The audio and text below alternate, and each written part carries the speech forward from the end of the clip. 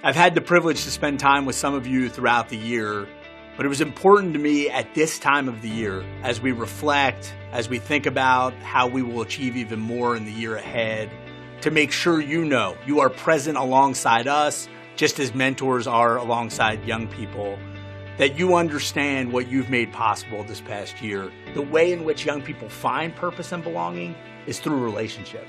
So this year you had us coming out with guides around healthy masculinity, around purpose and belonging, around mentoring young people who identify as LGBTQ. How do we make sure young people find that purpose and belonging so that they can impact our world in the way that we need them to and find their voice in the way that we so frequently are seeing them doing, so that our future is better than the present that we're living in. One of the things that has stayed with me this past year is the inspiration of a young leader named Daryl Vasquez. He was in a mentoring program in New York City.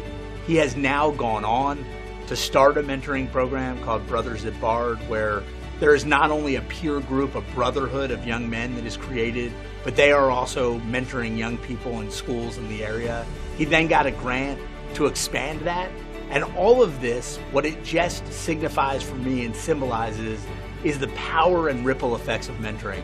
When you get engaged in one young person's life, when they find that relationship, when they find that bridge to their own striving and thriving, the incredibly expansive effect it can have on communities across the country. I am consistently wondering if we are up to the challenge, if the voices that our young people are hearing are so loud and so divisive, and we are not surrounding them with the voices that make them whole, that make them feel free, that make them feel able to do anything.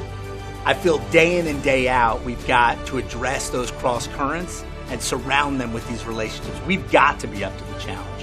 As you are surrounded by loved ones this season and reflect on the relationships that have great meaning in your lives, I hope we will also reflect together on the relationships we can make possible in other people's lives by moving together in this work, supporting each other, and believing in the mentoring movement and our young people.